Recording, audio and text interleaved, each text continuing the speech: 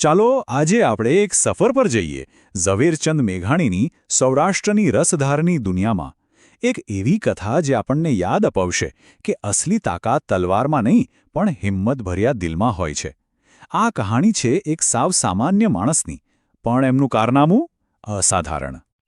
અને જુઓ, આ કથાની શરૂઆત જ કેટલી જોરદાર છે. આ એક વાક્ય જ આપણને સીધા એ સોરઠની ધરતી પર લઈ જાય છે નહીં? એક એવી જગ્યા જ્યાં કથાઓ ખાલી ટાઈમપાસ માટે નહોતી, પણ જીવન જીવવાની સાચી રીત શીખવતી હતી. તો વાર્તાના કેન્દ્રમાં શું છે? એક ગામ. પણ કેવું ગામ? ડરથી ઘેરાયેલું.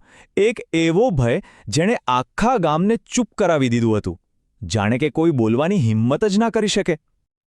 પણ આ ડર આવ્યો ક્યાંથી? એનું કારણ હતો ગામની નજીકના જંગલમાં રહેતો એક ખૂંખાર ડાકુ. એ ખાલી લૂંટફાટ કરીને જતો નહોતો રહેતો. ના, એનો મુખ્ય હેતુ હતો લોકોમાં દહેશત ફેલાવવાનો, સતત ડર અને અશાંતિનું વાતાવરણ બનાવી રાખવાનો. અને આ ડરની અસર એટલી બધી ઊંડી હતી કે સાંજ પડતા જ આખા ગામમાં સોપો પડી જતો. સૂરજ ડૂબ્યો નથી કે દરવાજા બંધ. કોઈ ભૂલથી પણ ઘરની બહાર પગ મૂકવાની હિંમત ના કરે. વિચારો, આખું ગામ જાણે પોતાની જ જેલમાં કેદ થઈ ગયું હતું. તો અહીંયા છે ને, બે અલગ અલગ તાકાતો આમને સામને છે. એક તરફ પેલો ડાકુ, જેની તાકાત હતી એના હથિયાર અને એ જે ડર ફેલાવતો હતો એમાં. અને બીજી તરફ હતા ગઢવી, ગામના એક ચારણ. હવે ચારણ એટલે એમના શબ્દોમાં સત્ય અને હિંમત વસે. એમની તાકાત કોઈ બહારની નહીં પણ અંદરની હતી, એમના દૃઢ વિશ્વાસની તાકાત. અને હવે વાર્તા એક એવા વળાંક પર આવે છે જ્યાં બધું બદલાઈ જવાનું હતું. એક સાંજની વાત છે. ગામના લોકો ભેગા થયા છે, ચારે બાજુ નિરાશા જ નિરાશા. અને એ જ ઘેરા મૌન વચ્ચે એક અવાજ ઉઠ્યો. કલ્પના કરો એ દ્રશ્યની. ગામના ચોરે બધા બેઠા છે અને હવામાં એક જ સવાલ તરી રહ્યો છે. એક લાચારીભર્યો સવાલ કે આ ડાકુના ત્રાસમાંથી આપણને કોણ છોડાવશે? કોણ આનો અંત લાવશે? અને બસ એ જ ક્ષણે એ નિરાશાને ચીરતો એક દમદાર અવાજ ગુંજ્યો. ગઢવીનો અવાજ. અને એમણે જે કહ્યું એ ખાલી શબ્દો નહોતા, એ તો આશાનું એક નાનકડું કિરણ હતું. આ સાંભળીને તો બધા સ્તબ્ધ થઈ ગયા.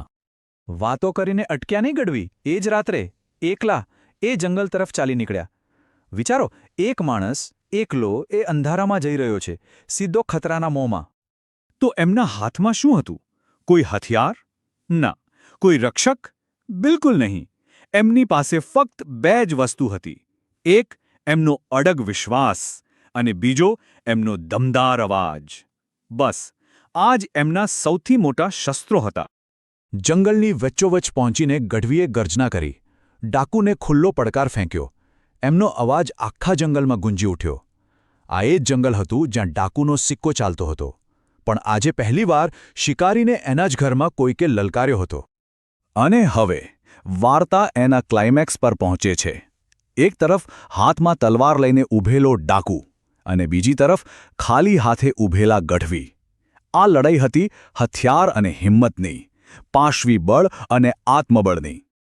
ડાકુએ ગુસ્સામાં આવીને એમને જાનથી મારી નાખવાની ધમકી આપી, પણ ગઢવી ડર્યા જરાય નહીં. એમણે જે જવાબ આપ્યો એ જ આખી વાર્તાનો સાર છે.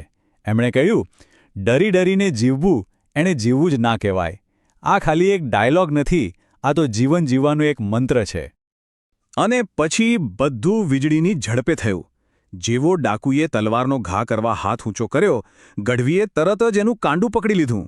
એક જ ઝાટકે તલવાર નીચે પડી અને બીજી જ પડે ગઢવીએ ડાકુને ભોંય ભેગો કરી દીધો. બસ હિંમત જીતી ગઈ, હથિયાર હારી ગયું. બીજા દિવસની સવાર ગામના લોકો જ્યારે ઉઠ્યા ત્યારે એમણે એક એવું દ્રશ્ય જોયું જેની કોઈએ કલ્પના પણ નહોતી કરી. ગઢવી પેલા ખૂંખાર ડાકુને દોરડાથી બાંધીને ગામ તરફ લાવી રહ્યા હતા. પહેલાં તો કોઈને વિશ્વાસ જ ના આવ્યો. શું આ સાચું છે? પણ જેવી ખાતરી થઈ, આખું ગામ ખુશીથી નાચી ઉઠ્યું. ઢોલ વાગવા લાગ્યા, જશ્નનો માહોલ છવાઈ ગયો.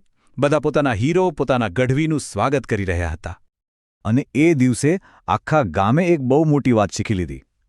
ગઢવીના પરાક્રમથી એમને સમજાઈ ગયું કે જીત હથિયારથી નથી મળતી. અસલી જીત તો દિલમાં રહેલી હિંમતથી મળે છે. તો આખી કથાનો સાર શું નીકળે છે? અસલી બહાદુરીનો મતલબ એ નથી કે ડર લાગે જ નહીં. ડર તો બધાને લાગે. પણ અસલી બહાદુરી એ છે કે જ્યારે આપણને ખબર પડે કે કોઈ વસ્તુ, જેમ કે આપણો સમાજ, આપણું સન્માન, આપણી આઝાદી, એ ડર કરતાં પણ વધારે જરૂરી છે. ગઢવીની આ વાર્તા એ જ બતાવે છે કે દરેક સામાન્ય માણસની અંદર એક અસાધારણ તાકાત છુપાયેલી હોય છે. તો એક ડરથી ધ્રુજતા ગામથી લઈને હિંમતના જશ્ન સુધીની આ સફર આપણને એક સવાલ સાથે છોડી જાય છે. એક એવો સવાલ જે આપણે બધાએ ક્યારેક ને ક્યારેક પોતાની જાતને પૂછવો જોઈએ કે આપણી અંદર જે હિંમત છુપાયેલી છે એ ક્યારે જાગશે?